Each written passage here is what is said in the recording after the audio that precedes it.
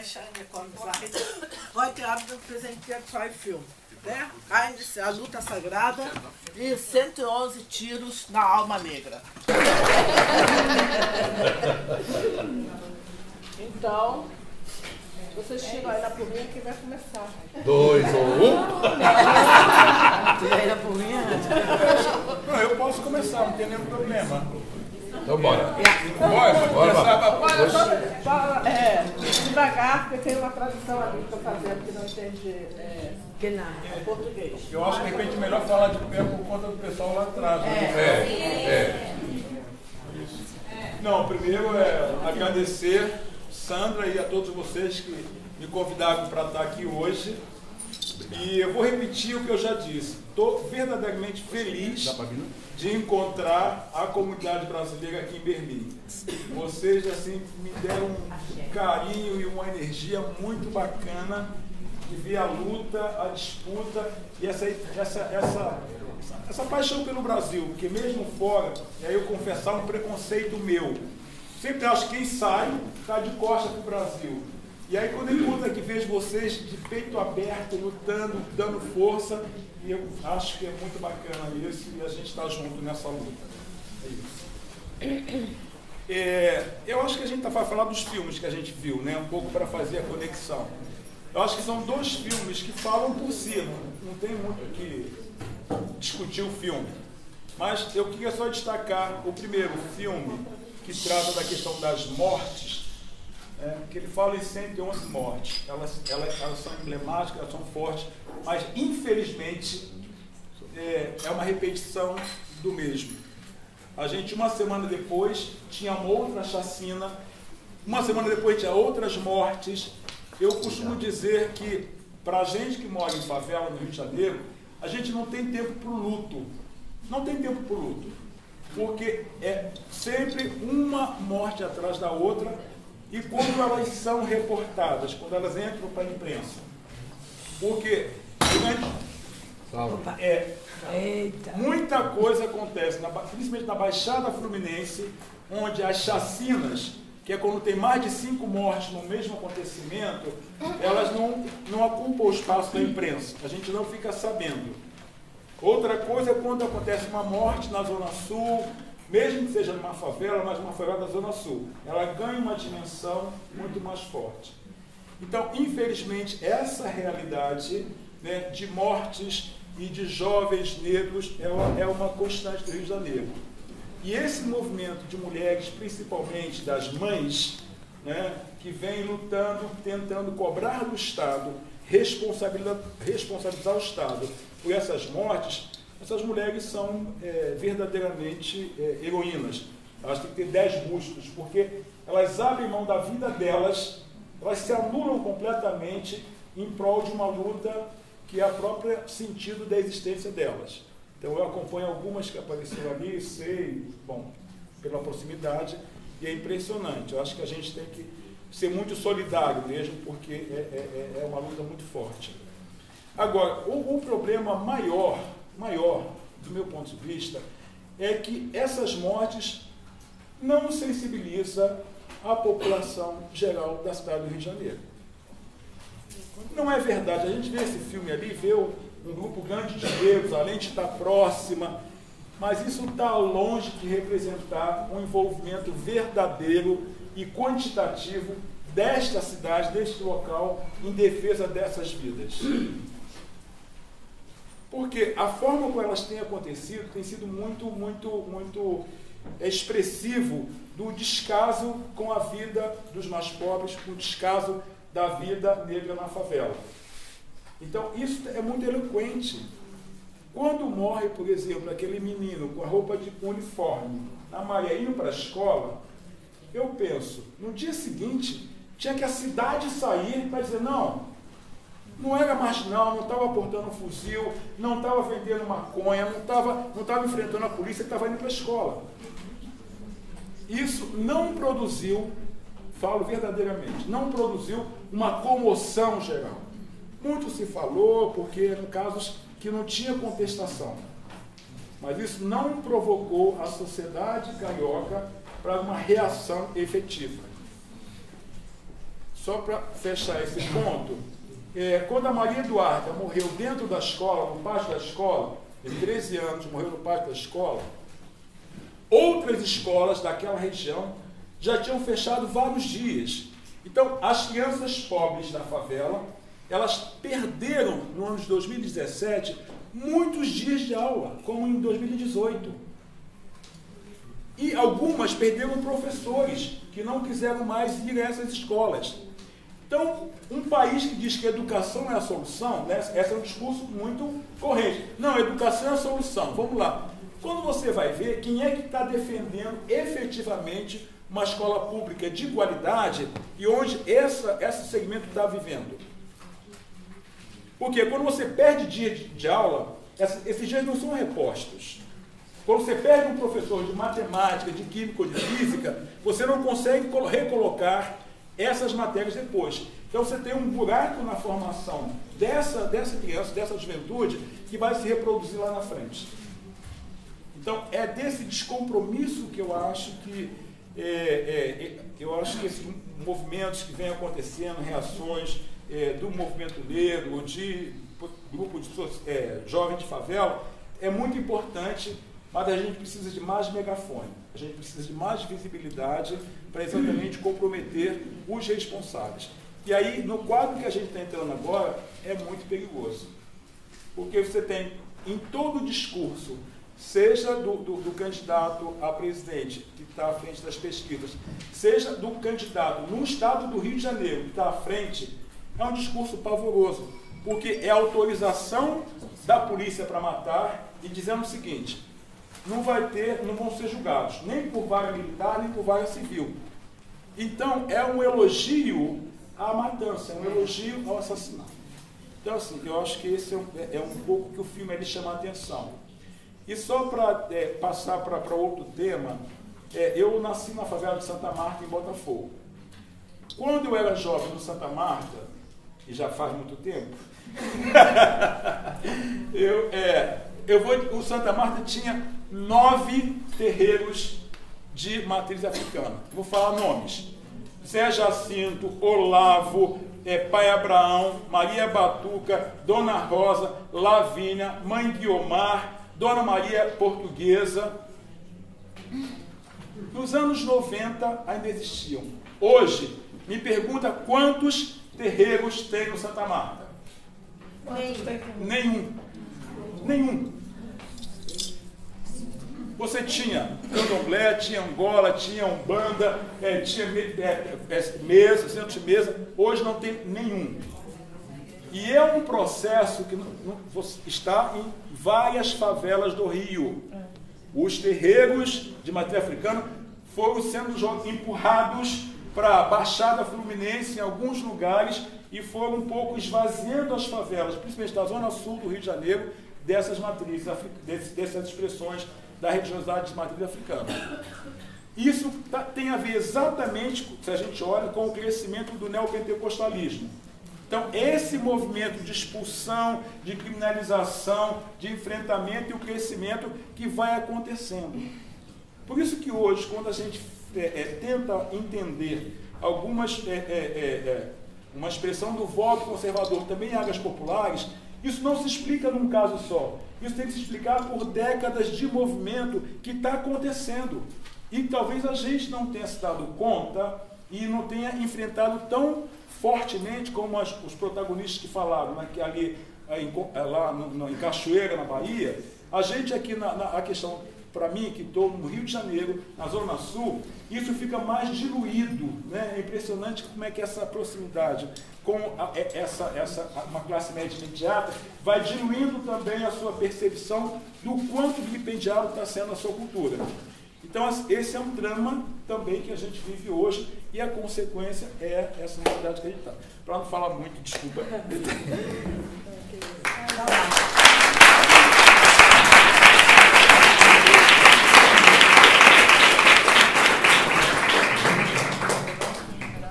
Bom,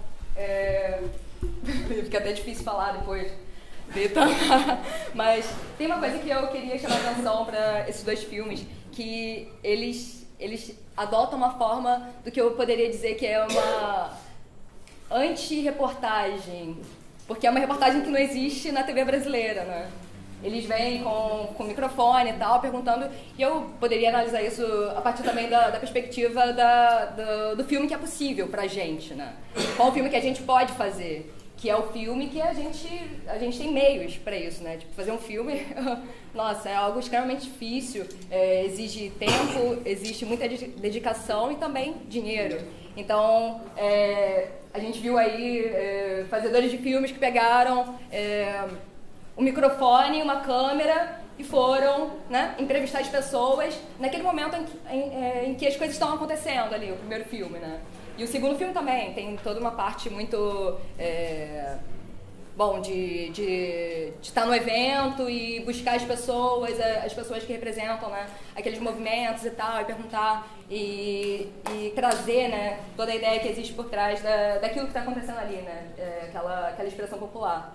E aí o Itamar, ele disse algo que pra mim foi um grande insight e que eu também pensei, né? Tipo, essa questão da gente não tá conseguindo falar com nós mesmos, né?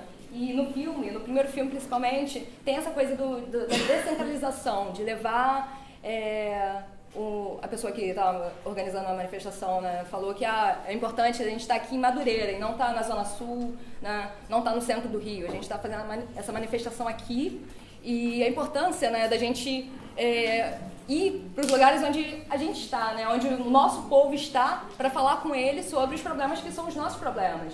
E aí também eu queria deixar talvez uma pergunta, ou talvez, sei lá, o Itamar ele possa falar um pouquinho mais sobre isso. É possível que o problema da gente não conseguir falar com nós mesmos, ou não conseguir mobilizar os grupos a partir da base, né? Porque, poxa, o Brasil ele é composto por mais de 50% de pessoas negras, ou que se declaram hoje em dia sendo negras, 50%. 54%? Então, Negros e pardos. Pessoas. Portanto, dentro da estatística, sim. Então, por que esses assuntos, essas questões, elas não são discutidas de uma forma tão séria, né? Não são discutidas como algo que afeta a maioria da população brasileira? Será que o problema é que muitas pessoas elas não se consideram, elas não se sentem como fazendo parte desse grupo? Né? Muitas pessoas, apesar de elas se reconhecerem como não brancas, elas não se veem sendo vítimas, né? Dessa política que sei lá, torna possível o genocídio da população negra no Brasil hoje. Então, seria isso um problema de identificação? É uma pergunta. E tem outro ponto que liga os dois filmes de uma forma muito interessante, que é a presença da mulher, né? Tanto no primeiro filme, que o Itamar ressaltou muito bem, e também no segundo filme. E ali é dito algo que eu achei muito interessante, que é uma forma de reverter essa ideia do sincretismo, como a religião católica, ela, né, tipo, as religiões de matriz africana, elas cederam cederam à religião católica. Então a religião católica, ela meio que, né, como algo que toma, né, que assimila os signos, né, do candomblé e tal, mas vê isso como também uma forma de resistência e da mulher negra se impondo naqueles espaços. Eles falam, não, eu vou fazer parte desses espaços sim, sabe? Se eu quiser, eu vou entrar na igreja católica, eu vou comunhar, eu vou estar ali com a minha vestimenta, e como isso é muito sutil, mas é uma forma de reverter, né, essa ideia de que a gente cede para a ideia de que não, nós não nos impomos, né? Nós ganhamos o território. Bom, eu acho que para início de conversa tá bom, agora eu vou passar aqui para alguém que pode falar muito melhor sobre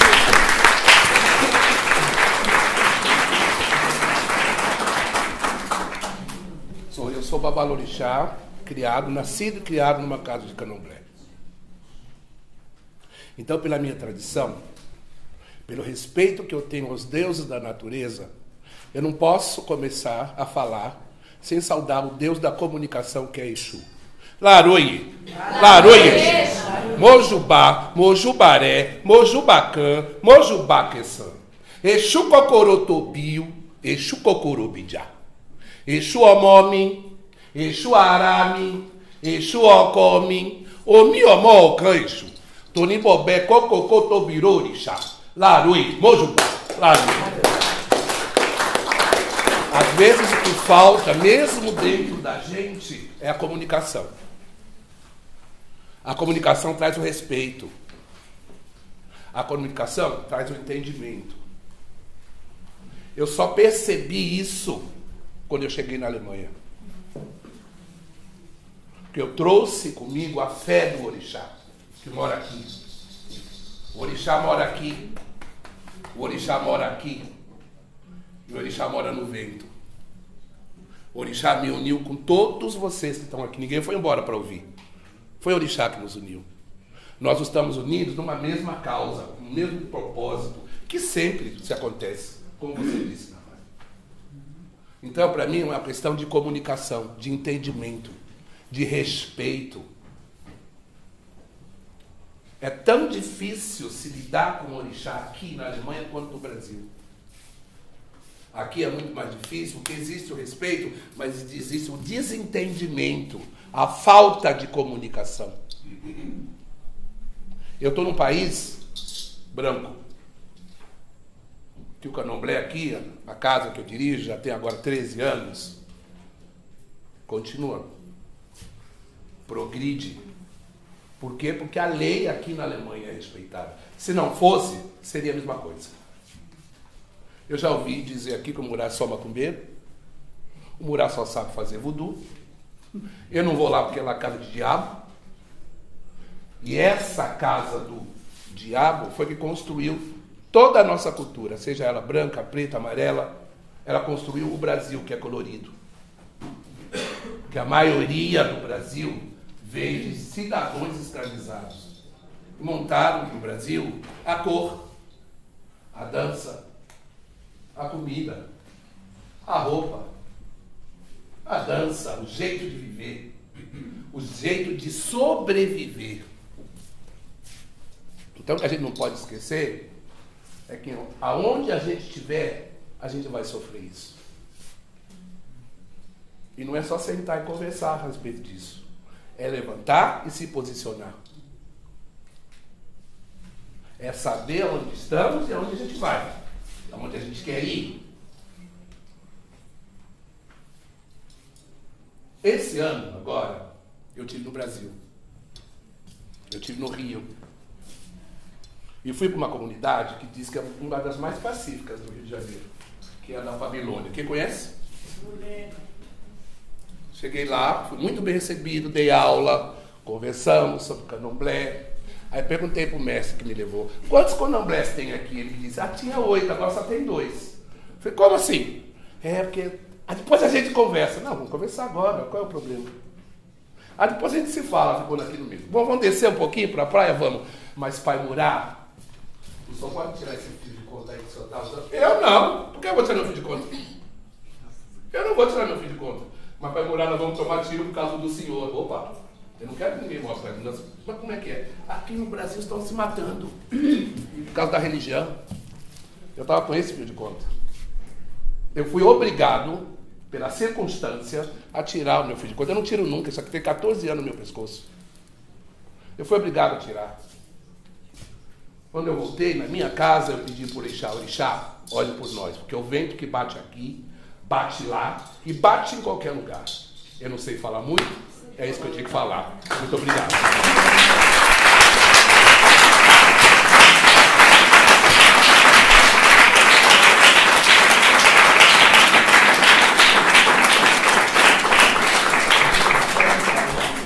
A gente segue falando, como é que é? Agora a gente corre. Agora a gente corre. Fica aqui choramento. Corre! Eu penso que, né, pra gente não ficar falando assim, a gente agora vai dialogar assim, né? Quem tiver perguntas, faça. O rapaz ali já tá com a mão, quem mais? O Guiara, Bárbara. Vamos fazer assim, vou apontando de 4 em 4 em bloco, tá? Aí, porque eu só não vou guardar. Por favor, você. Levanta, amigo. Levanta, fala o seu nome. Sou Amós, sou brasileiro também. morei no Rio há muitos anos e eu sou branco, porque meu pai é branco, mas minha mãe é negra, né? E eu lembro de problemas do preconceito, do racismo, quer dizer, eu lembro não, mas eu sei das histórias, né? Dentro da minha própria família, né? O fato do pai falar para minha mãe que você tem que casar com branco para limpar a família. No final das contas, ela acabou fazendo isso mesmo, porque eu sou branco. Mas, enfim. Mas na verdade não era isso que eu queria falar. Eu queria perguntar, jogar logo aqui na roda. Eu acho que é o maior problema que a gente está tendo na eleição no Brasil agora, e esse filme, segundo, fala muito disso. E é um problema que a gente viu crescer e ninguém fez nada, dos anos 90 para cá. E o problema, acho que ele tinha soluções, mas aparentemente agora não sei mais qual é a solução. E eu meio que jogar para vocês, o que vocês acham disso? O crescimento das igrejas pentecostais. Esse é um problema que está assim, permeando a eleição agora, né? Os candidatos monstros que estão lá estão usando essas igrejas para se promover. Elas são um centro de controle do pensamento das pessoas. É um perigo imenso o que essas igrejas estão fazendo, né? E eu queria jogar essa pergunta para vocês. Qual a solução para isso?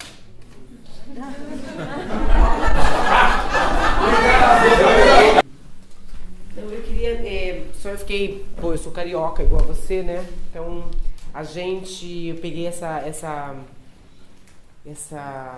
cartaz aqui e me chamou muita atenção, porque a gente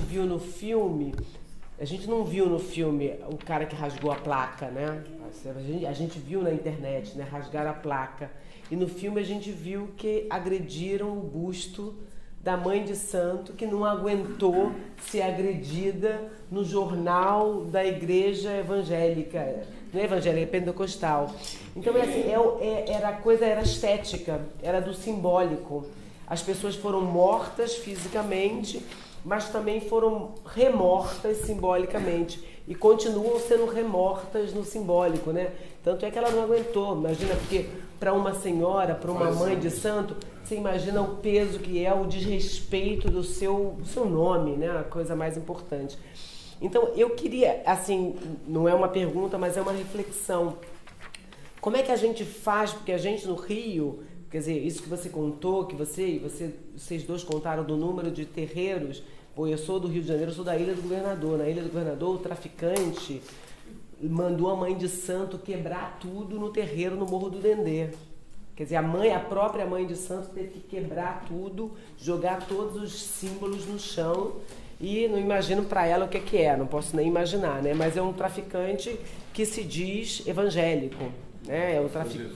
Exatamente. Então, a gente tem isso no Rio de Janeiro. Então, a questão é, como é que a gente comunica sabendo que essas pessoas que são vítimas dessa política vai votar nessa política, ou está votando nessa política? Quer dizer, aonde a gente não está conseguindo comunicar, ou onde é que a gente deveria comunicar, ou o que está faltando na nossa comunicação? Porque eu acho que essa é uma coisa super urgente para a gente pensar, né? Mesa, suporta mais 2 perguntas para responder no bloco, ou respondemos essas 3? Eu certamente vou esquecer todas elas. Vou falar qualquer uma. Mas eu queria responder um pouco. Não, eu esqueço. Eu acho, no meu pensar, no meu sentir, como Babalorixá, primeiro, Moi, eu acho que é uma questão de conscientização. Obrigado? Uma questão de conscientização. As pessoas negras, as pessoas do nosso meio, elas precisam estar conscientizadas, unidas. Se a gente estiver conscientizado e saber o que é realmente, o que é que a gente faz, quem somos, nós nos quebramos. Vou dar um exemplo pequeno. Macumba. Por favor, quem sabe aqui o que é macumba? É um instrumento musical. Instrumento musical. No Brasil, macumba ficou pejorativamente como ritual, como a oferenda, e não é nada disso. O que se põe na rua, o que se dá para o orixá, se chama oferenda. Antigamente, na senzala, como não se tocava tambor, existia um instrumento que parece um birimbau. Esse instrumento chama-se macumba. Então as pessoas perguntam assim, o que eles estão fazendo? Elas estão tocando macumba, que é o instrumento. De tanto tocar macumba, que eles viam os símbolos dos orixás, o que é isso? Elas estão fazendo macumba. Falta de comunicação, falta de entendimento, de conscientização daquilo que eu falei. Quem sou eu, aonde estou e aonde eu vou. Se você souber isso, você não quebra. Os dois. Aqui, nesse sentido, é a união. Também. Como é que você faz uma união? Para mim, gente, para mim, é comunicando. Eu só posso te entender se eu te respeitar e eu te ouvir. Aí eu te entendo. Se eu só te ouvir e não te respeitar, não rolou. Então eu vou respeitar o que você está falando. Eu não gosto dessa mulher. Ai, não sei nem que ela, não gosto dela. Mas não vou quebrar porque é seu. Sou seu amigo, gosto de você, te respeito. Você me explicou qual é a história dela. Não é o meu negócio, mas eu vou respeitar. Estou conscientizado disso. Pela comunicação e pelo respeito. É isso que eu acho. Tá?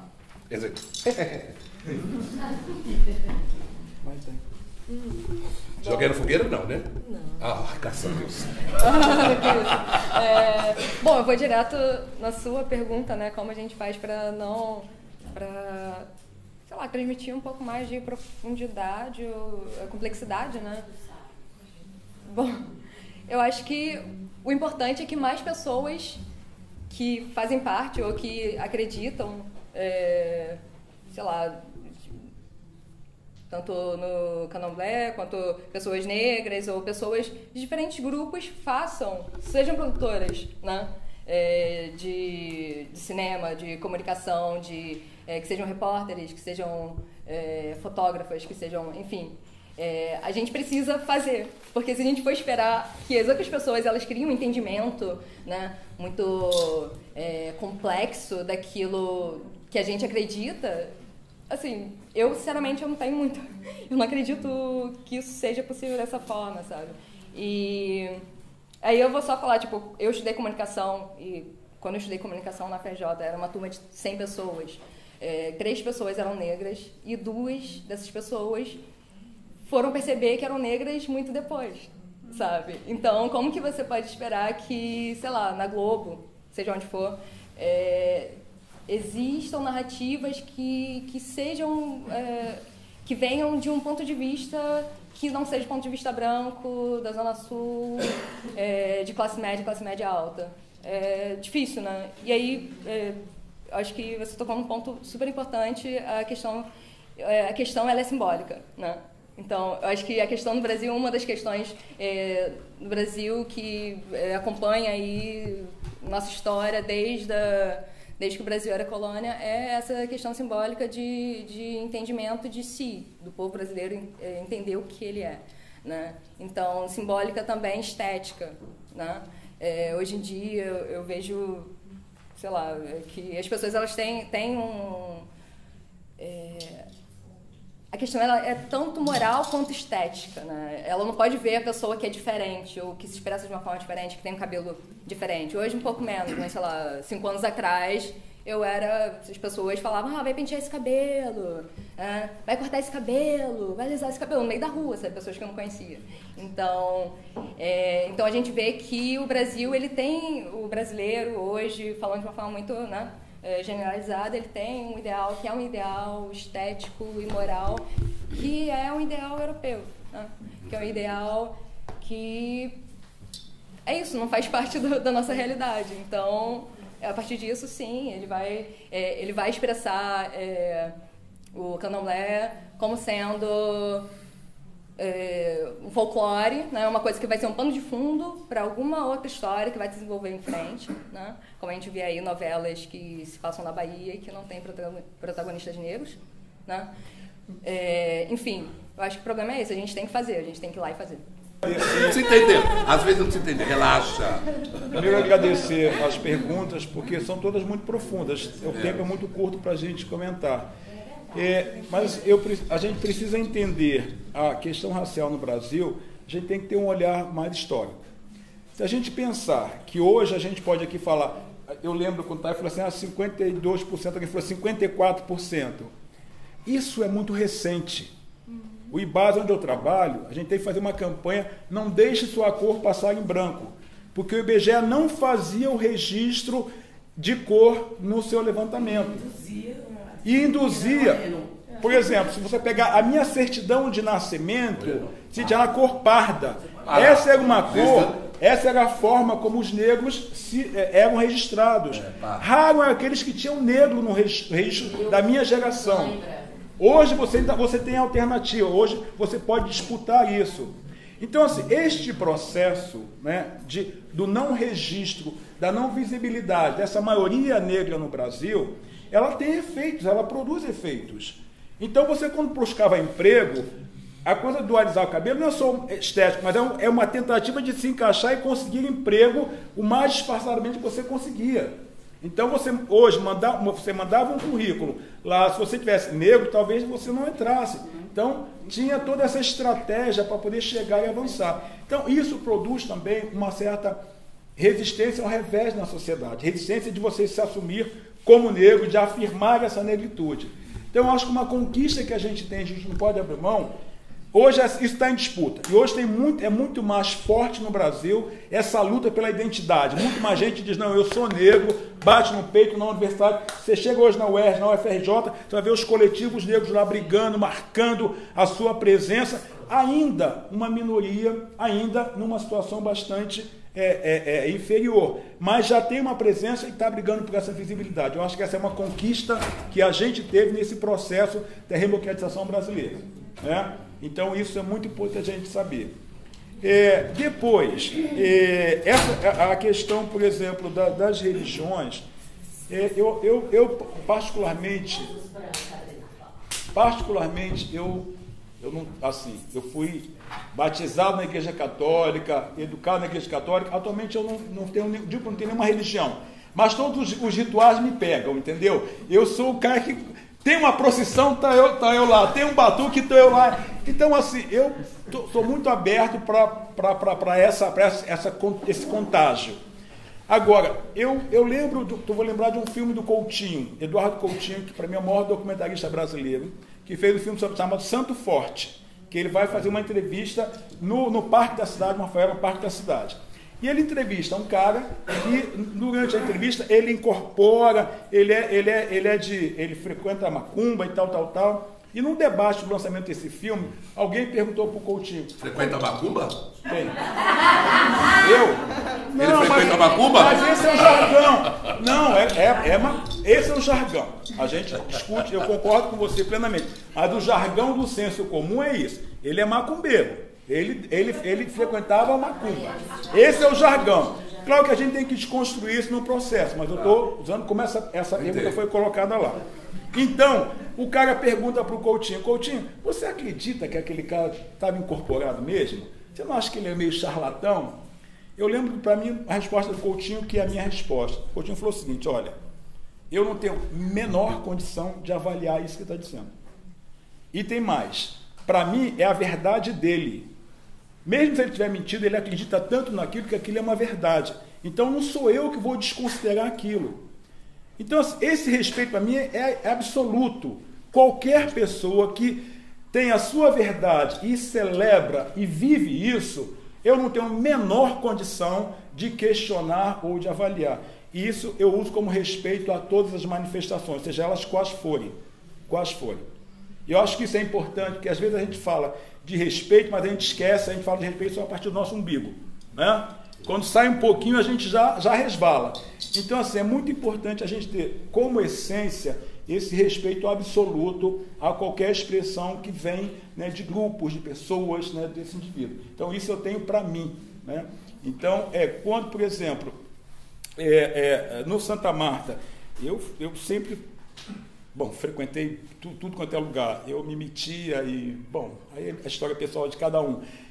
Mas eu sempre fui muito bem acolhido, porque em todos os espaços que eu entrei, seja na Igreja Católica, seja no Candomblé da Mãe Guiomar, seja na Angola da Lavínia, eu sempre fui com muito respeito e com muita verdade, entendeu? Muita de estar junto, reconhecendo a minha ignorância em relação àquilo que eu não sou batizado, entendeu? Mas eu era um respeito absoluto ao que estava acontecendo ali.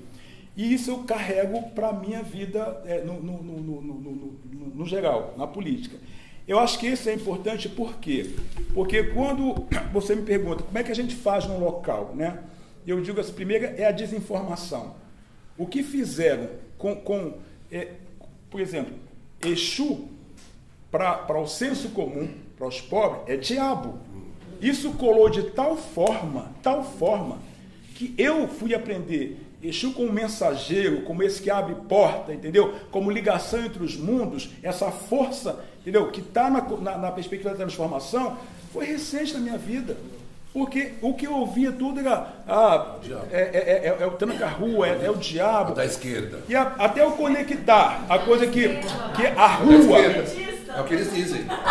Até eu conectar que a coisa da rua, do trânsito, da comunicação era fundamental exatamente para essa integralidade, para pensar essas forças, foi duro. Isso a gente tem que trabalhar, talvez, e desconstruir, né, nesses espaços, para que possa a pessoa dialogar com a sua essência, com aquilo que pode ser uma nova possibilidade. Então é um desafio grande que nós temos, mesmo quem não é do axé, quem é que não está alerta, mas que tem essa compreensão, tem que contribuir para desconstruir esses preconceitos que estão enraizados. Isso produz efeito. Não é à toa que o neopentecostalismo usa e abusa, né, desses símbolos para poder infernizar a vida de todo mundo e tentar... mas é verdade. Para poder... todo mundo... Se você não está comigo, você é o demônio, entendeu? Se você não está comigo, você é o mal. Então, essa dicotomia entre o mal e o bem, né, que é muito bem manipulado, isso é uma tarefa que nós temos talvez de desconstruir de várias formas, seja com documentário, seja na verborragia, seja na produção acadêmica. A gente tem que construir isso de verdade. Então é assim que eu penso. Desculpa, você levantou a placa da Marielle. Eu acho que tem uma coisa simbólica muito forte que aconteceu nesse processo. Eu estou impactado até agora como é que rasgar a placa da Marielle produziu o cara mais votado do Rio de Janeiro. Isso é dolorido. Dolorido. O cara que faz isso publicamente e a resposta que ele tem é um monte de votos para dizer vai.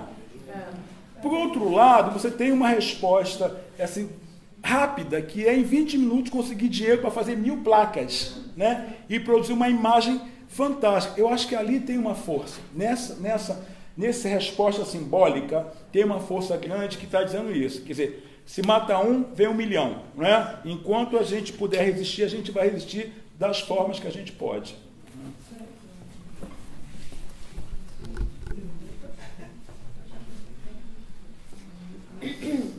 Ninguém mais? Eu tenho uma pergunta, eu vou tentar ser concisa, porque é uma coisa que já vem se falando também já dentro desse processo da campanha, que a gente tem que se unir, a gente tem que não produzir o ódio, vamos dar amor. Nós, negros, que nascemos para dar o amor, né? Demos o amor na senzala, demos o amor para os filhos da patroa, dando, sempre amor. E de que amor é esse que a gente está falando? Né? Assim, que amor é esse que se fala no Brasil? Que simbolismo é esse que perdemos a capacidade de amar? E amar o outro no sentido de respeito, no sentido de construção, no sentido também de desalienar, que foi o que você falou. Por que essas pessoas, nós somos 54% da população, por que nos vemos brancos? Eu acho que essa pergunta é clara. Ela foi colocada na nossa cabeça. Vocês são brancos, olhe no espelho, veja Toni Morrison, Consula. A menina não tinha espelho. Não tinha, quando recebeu o espelho, que viu que era negra, achou 20 anos da vida dela que era branca, que tinha uma boneca branca. Então, A pergunta ela é muito complicada de fazer. Que tipo de amor a gente precisa para solidificar a nossa democracia? Porque o que se faz com o racismo se produz muito ódio. Então, o que é que a gente faz com esse ódio? Corta a cabeça. O que é que a gente faz com esse ódio que está dentro da gente? Né? A Bell Hooks, ela fala muito dessa coisa do amor. Né? Mas também que tem que se prestar atenção para se falar da dor. A dor que esse racismo provocou. Então, era isso que eu queria colocar. Nem coloquei um ponto de interrogação, porque senão a gente vai sair botando... Candomblé. Candomblé. Mais perguntas? Alguém mais quer perguntar alguma coisa? Sandra, Oi? depois deixa eu falar sobre os negros. Com certeza. Rapidinho. Tá. Eu vou fazer minha pergunta também para os três.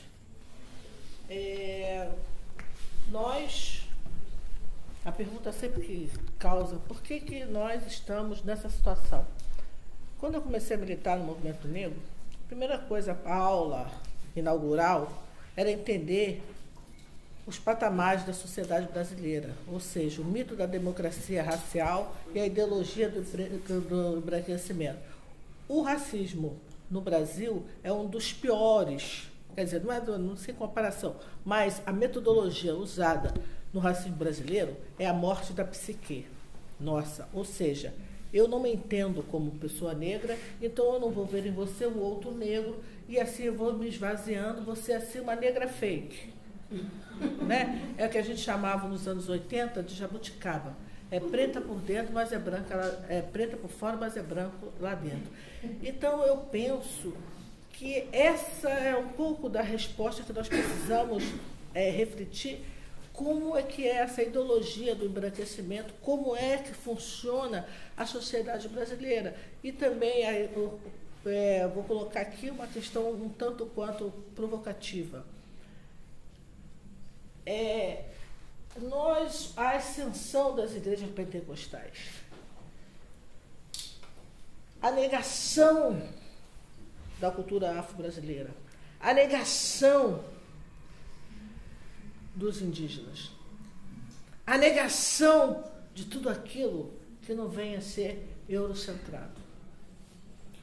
E dentro disso, infelizmente, a nossa esquerda, ela caminha nesse viés, porque ela tem como visão uma ideologia, o que é bom é o que é europeu. Então, pisa na gente. Quando a gente morre, quase ninguém chora. Está chorando porque agora está meio que na iminência de alguma coisa. Eu falei isso num debate que teve lá. Como é que é essa coisa da ditadura e pós-ditadura e o processo de democracia? Que sociedade é essa? Como a gente vai fazer, vai lutar para que nós sejamos, não é nem incluído não, porque a gente já está dentro, que nós sejamos reconhecidos como parte da população, como parte da sociedade brasileira. E eu, aqui agora a minha opinião, eu acho que esse reconhecimento não vai ser de fora para dentro, vai ser de nós para fora. Quando nós nos reconhecermos como negro e formarmos uma correlação de força, a gente vai conseguir. Eu não sei, eu queria jogar essa pimenta aí para os três, para ver o que acontece. E o Flávio, por favor. Depois do Flávio, a Dal. Só ter como companheiro ali. Eu sou branco, como vocês estão vendo, pai branca, mãe branco, agora tem um filho negro. Tem alguém no filme que fala de como é importante a gente, que como se diz muito que o Brasil é racista, mas que cada um não reconhece em si o racismo, né? Eu, que tenho um filho negro, quando reconheço em mim o racismo, enfim, é complicado, só para dizer isso. Mas, na verdade, eu queria me referenciar ao comentário que a Bárbara fez. Porque, se não me engano, a Bárbara perguntou o que é que nós não conseguimos fazer, né? Eu fiquei pensando, quem somos nós? Quem é esse nós? Porque será que a gente está quem é esse nós? Quem é a gente? Será que a gente está se colocando num lugar importante demais, em que a gente tem algo para fazer que não está fazendo? Esse nós, quem somos? A esquerda? Sabe? Será que a gente está se arrogando algo que não pode fazer, que não dá conta? Então, quando se fala aqui da comunicação, né, está faltando comunicação entre as pessoas de um modo geral, entre quem? Que nós, entendeu? A minha questão é porque, às vezes, eu penso que a esquerda acha que pode muito e de repente, pode muito mais do que de fato pode. Né? Só sobre o nós, super curtinho.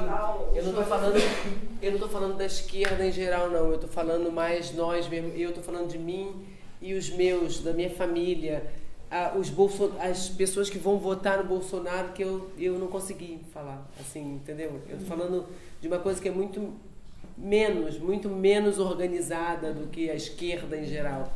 É muito mais sobre a nossa comunidade, sobre os vizinhos, essa coisa. Parecido. Não. Alguém mais? Eu gostaria de colocar o histórico da Courtney, que pertence a esses dois filmes.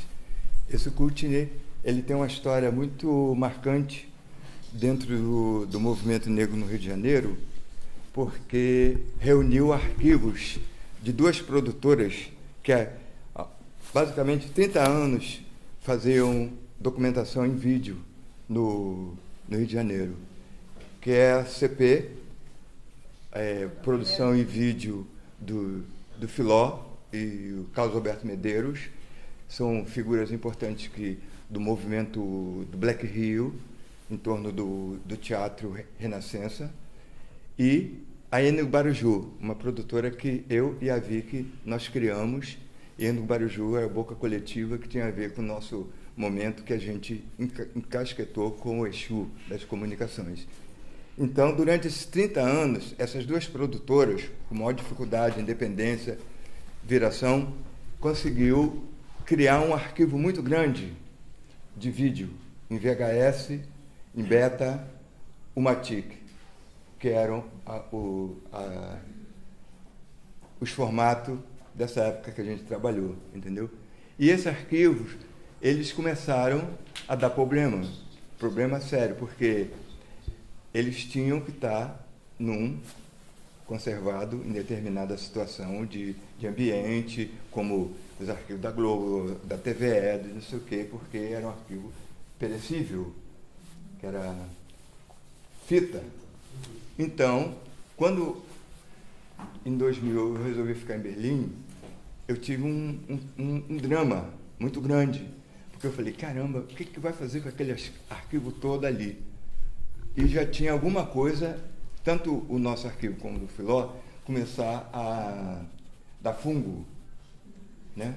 Aí um dia eu recebo uma comunicação do Filó e da Vicky dizendo que elas tinham conseguido convencer a Benedita da Silva, e a Benedita era secretária de Estado de Direitos Humanos e Assistência Social, e se comprometeu a bancar aquele projeto que hoje é um dos projetos, é o projeto assim, que é considerado o maior arquivo da América Latina sobre a história, ou a cultura, ou tudo. A gente filmava tudo, entendeu? Não tinha essa... Pegava uma câmera, inclusive eu estava até conversando outro dia com o Leão sobre a história, meu filho, dizendo que, na época, a gente filmava, porque a gente filmava, mas a gente não sabia a consequência de que aquilo ia resolver. Então surge esse projeto, que eles criam, que é Courtney, que é courtney.com.br, e começam a botar esse material recuperado, porque foi um trabalho grande. Os primeiros materiais foram 2 anos, porque era muita fita, horas e horas e horas e horas e horas, imagina, quase não sei quantos anos de trabalho.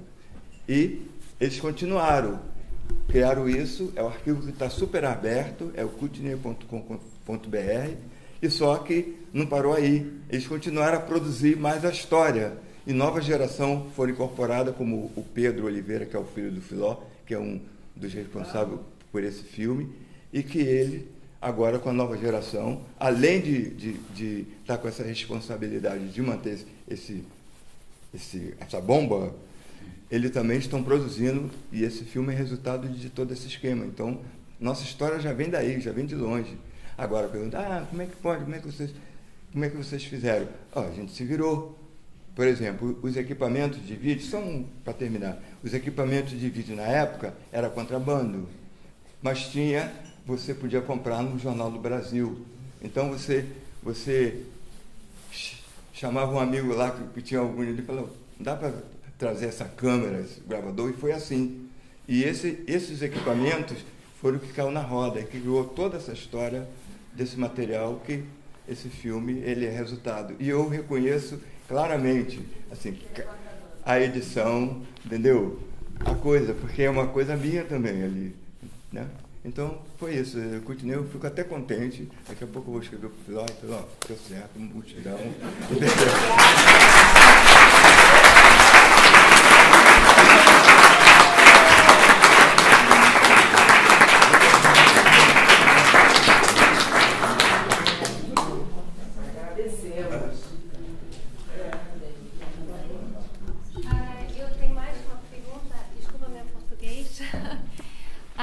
Eu estou chegando da direção da filosofia e o que eu posso ver agora é um conflito dentro, encontrar uma solução de respeitar os grupos étnicos e a política que está em um regional.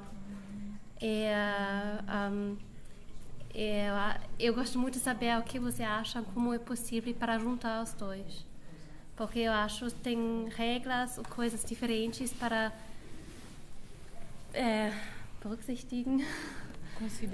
Considerar para os dois. Porque uma não tem curtas regionais e outras é só um país. É regional. Eu não entendi a pergunta, sinceramente. Okay, auf Deutsch. Also ich frage mich ganz viel, weil das, was hier so herausfiltert, ist, dass es auch eine ganz große Frage ist, wie das Zusammenspiel ist, von einer Lösung zu finden, dass man alle ethnischen Gruppen, ob das religiöse Candomblé ist oder das afrikanisch verwurzelte, afro-brasilianische, wie man diese ganzen ethnischen Gruppen so respektieren kann, in gesetzlicher Form, also in politischer Form, jetzt gerade angelehnt an die ganzen Wahlen, ob das überhaupt möglich ist auf regionaler Ebene, wo sowas wie Wirtschaft und Handel stattfindet mit anderen Ländern, also alles, was politisch zusammen ist, wie man das kann, oder was ihr glaubt, wie man sowas, ob das überhaupt möglich ist. Also ich bin gerade sozusagen am Entdecken, wie diese Verhältnisse zueinander stehen, ob das überhaupt machbar ist, Politik und ethnische Kulturen ob das überhaupt möglich ist als Mensch. Ja. Em Brasília, glaube ich. Vai aplicar e glaube sim. Ela pergunta qual é a ligação que pode ter os grupos étnicos do Brasil, religiosos, tudo com uma concordância política. Não é isso? Mas a nível regional. A nível regional, exatamente. Eu não acredito nisso. Eu não acredito. Desculpa, gente, mas é a minha opinião. Eu sou criado. A gente vai responder esse bloco, aí vai trazer a Yuri tem uma questão em aberto, aí os convidados dão a palavra final. Final não, né? Sim, né? Porque o final não tem. E o Itamar tinha demonstrado o desejo de conversar com os afro-brasileiros aqui em Berlim. Então, depois disso, os afro que tiverem tempo, seria legal a gente tomar um negocinho ali para falar. Tomar um negocinho, todo mundo vai, sacana.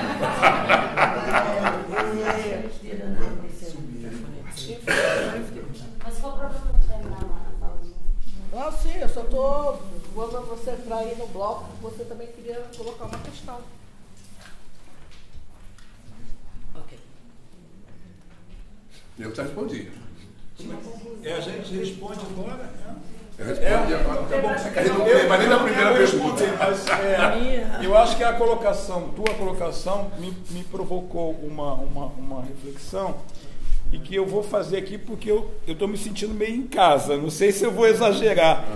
Mas, assim, primeiro que eu não concordo muito com essa coisa do amor, quem tem que dar amor e tal. Eu queria falar isso. Axé, irmão. Isso mesmo. Isso que eu queria falar. Porque eu acho que... Axé o... Bom, então eu acho... Eu acho que tem uma questão de ordem. Vai lá. O Itamar está falando. Fala, Itamar. Então, assim, eu acho que isso acaba escondendo as verdadeiras questões. Eu acho que a forma que a gente tem de avançar é identificando as diferenças, lidando com elas, problematizando elas em todos os níveis. E aí eu quero a minha reflexão, que é a seguinte: me incomoda cada vez mais o olhar nosso para os pobres. A gente olha para os pobres, para as favelas, lá estão os bons. Não é? Como se ali tivessem, todos ali pensassem, como a esquerda, progressistas e blá, blá, blá. E aí os pobres estão os negros. A gente olha, aí vê, todos os negros são progressistas, todos os negros são... Eu acho que cada vez que fica claro esses equívocos e não ajuda a luta pela disputa da igualdade, na minha opinião.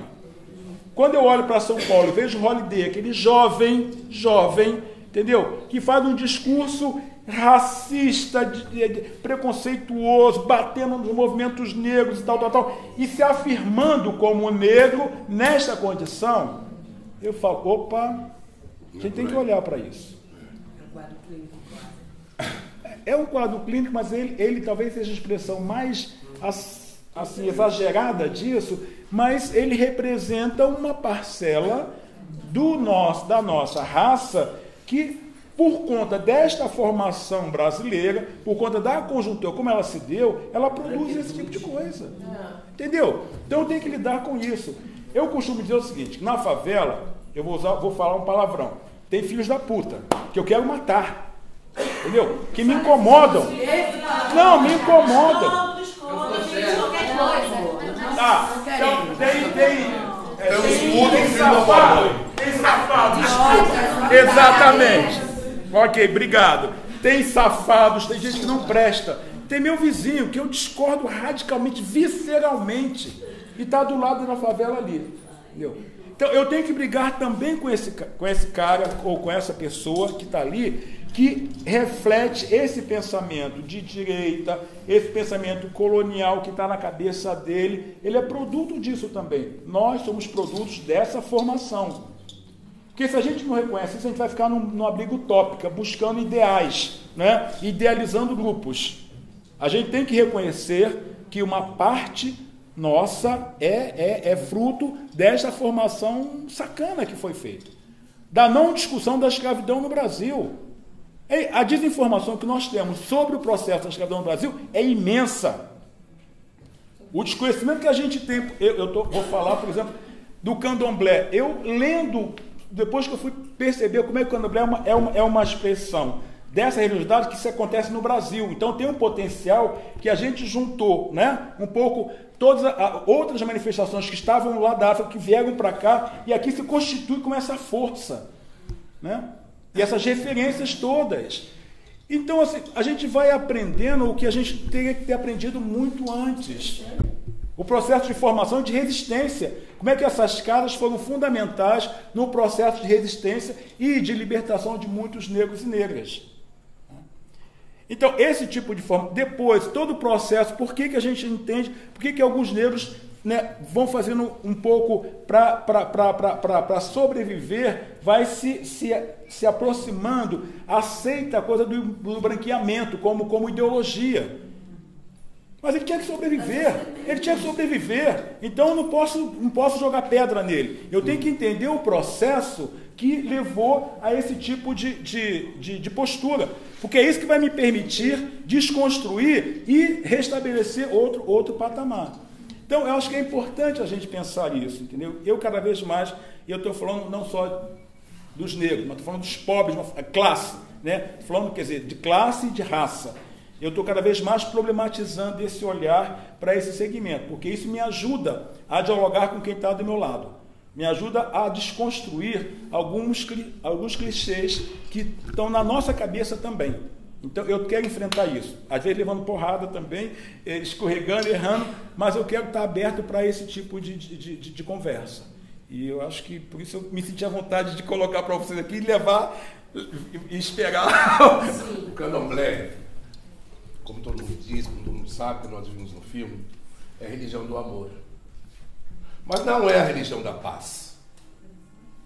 Uma moeda tem dois lados.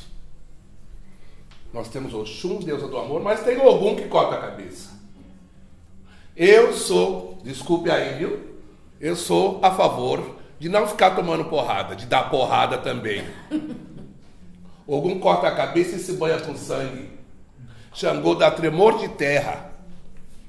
Iemanjá dá o tsunami. Não é só a mãe. Então a gente tem o amor, não que a gente esteja o ódio, mas a gente tem como é que é? Bate e revolta. Como é que é? A reação. Entendeu? Eu acho que às vezes a gente está muito. Porque nós somos. Vamos lá dar porrada. A capoeira nasceu como? Para se defender. É um jogo, mas vai lá jogar. Você vê, você não sabe com o pé quebrado. Não é mentira, é verdade. Todo mundo sabe disso. Então o candomblé é amor, é paz, mas não é só isso, não. O candomblé te ajuda, mas também te fode, se for preciso. Então eu acho que é uma questão de ação e reação, de saber até quando você aguenta. Claro, para a televisão, para os amigos, o candomblé é o amor. O candomblé é só o respeito. Mas para a gente que conhece a religião, não é só isso. É também a reação. É isso que eu queria dizer. Eu sou a favor da reação, na pernada. Eu acho que é isso. É uma forma. Oxente. Fazer o quê, né? Oxente. Essa é a minha opinião, né? Não é que tu não precisa fazer, mas se fizer é bom. Gente, me perdoem, mas eu preciso ir. Eu tenho gente de comida em casa, eu tenho ainda coisas em casa, eu preciso ir. Eu agradeço você, muito obrigado por terem convidado. Agradeço vocês que estão aqui, nos ouviram, né? Muito obrigado, irmão. Deus te abençoe, axé. Viu? Até a próxima, volte sempre. Viu? Obrigado, querida. Aquele abraço, viu? Bárbara, um beijo grande. Gente, muito obrigado. Até a próxima.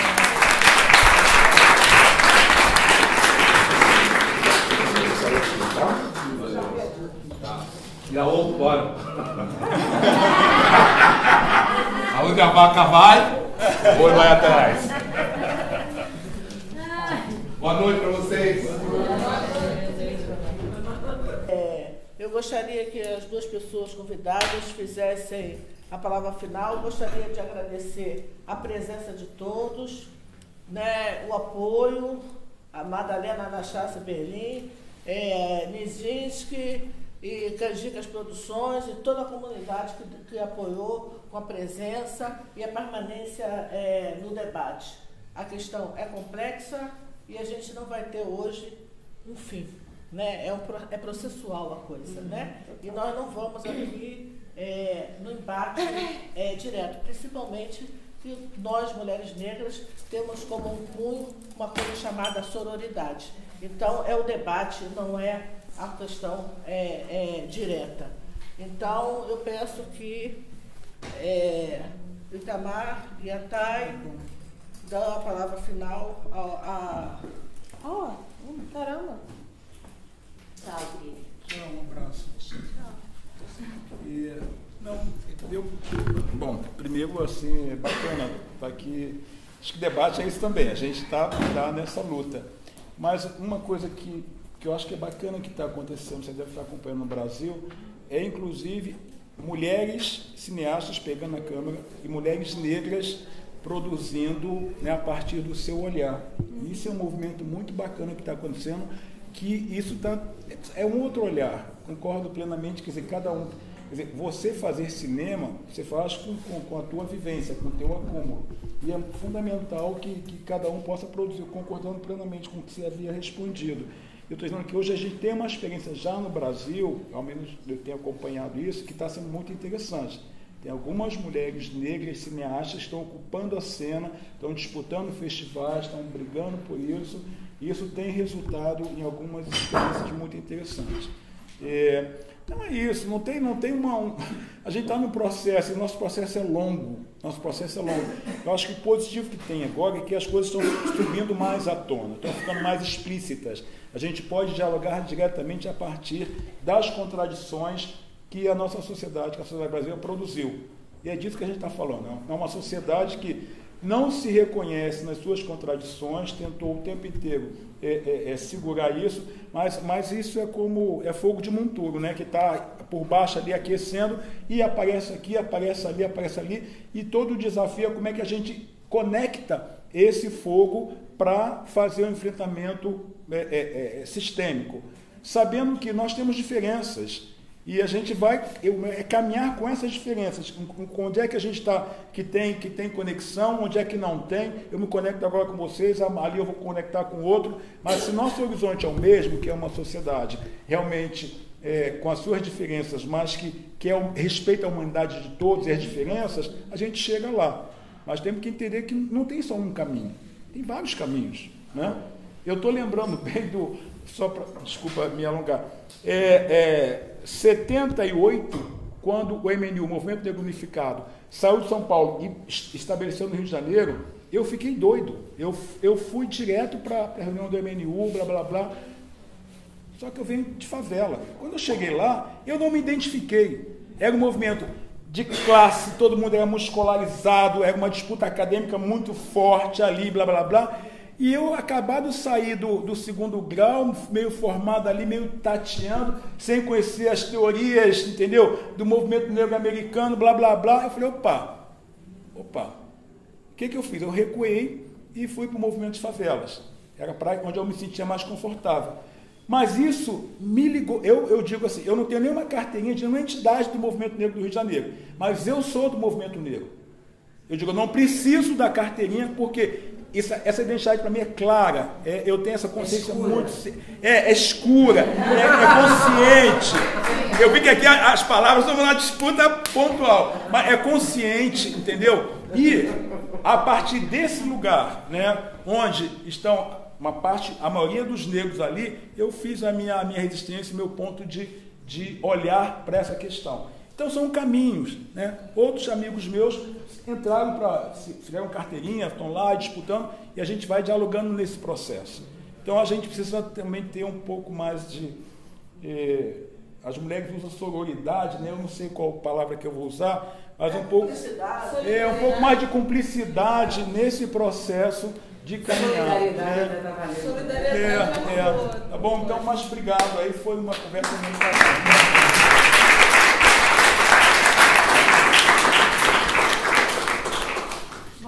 Gente, só posso agradecer muito a presença de vocês, agradecer muito ao convite da Sandra. Nossos filmes, eu fiquei extremamente feliz de também ouvir sobre o... Nossa, só aprendi muito. Nossa, aqui uma aula. Eu, sei lá, só tenho a dizer que estou muito satisfeita de estar aqui, muito feliz. E obrigada por vocês terem vindo.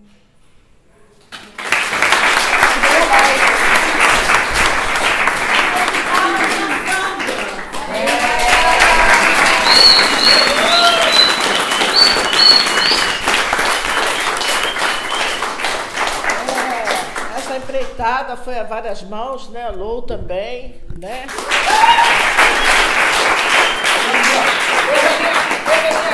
A calça caiu, mas tudo. E eu gostaria, assim, só para dizer uma coisa, eu e também a gente se conhece, vamos dizer assim, quase desde moleque, né? Eu ia no Nil do São Clemente e ele ia para Vila Rica. E talvez ele uma coisa que ele nunca soube. Quando ele estava lá na quadra do Vila Rica, quando ele estava sambando, a gente ficava lá olhando, falando, pô, como é que ele samba pra caralho? Não sei o quê, porra, não sei o quê e tal, né? Pô, aí, pô, será que ele veio? Ai, Será que ele vem na semana que vem? Aí a gente também subia para ver o Unidos da São Clemente e tal. Viajamos junto para a Rússia. Nossa, 2 negros lá na Rússia, gente. Porra. E a consideração, assim, que vai além das questões políticas, vai o mesmo estilo de vida. Eu também, quando cheguei no movimento negro, eu também meio que me assustei. Uma menina, né? Porque, assim, a gente via de coisas de coisas concretas, né? Vamos fazer associação de moradores, a luta contra a vala, melhores qualidades de vida, pelo assentamento do povo na terra e tal. E a gente, olhando para trás, a gente entendia que, a maioria dos favelados é preto, mas, aqueles pretos lá não vêm para a favela. E a gente ficava assim, né? E hoje a gente também entende toda essa sistematização que o movimento negro fez para a gente poder entender o que é a construção da sociedade brasileira. E o depoimento do Adalto olha, gente, teve uma vez que teve um festival chamado Olho Negro. Aí só conseguiram filme de tudo quanto é lugar do mundo, mas não tinha dinheiro para fazer legenda, né? Nem dinheiro, nem boa vontade, ninguém sabia inglês. O pouco que sabia, o que fizeram? O filme passava e a pessoa falava junto. Aí passou um filme no MAN, aí o pai do meu filho falou assim, não, pode deixar que eu traduzo. Aí ele tá lá. Aí o cara falou, ele falou, ele foi comprar pão, não sei o quê. Papai, tá traduzindo já. Não tinha mais 2 horas da Aí, de repente, ele tava cansadão. Aí tu escuta aquilo assim. Ninguém dormindo. Ninguém dormiu no filme.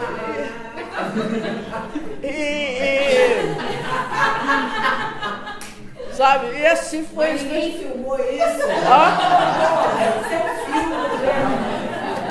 Então são essas coisas. Agora filmaram a minha calça caindo, né?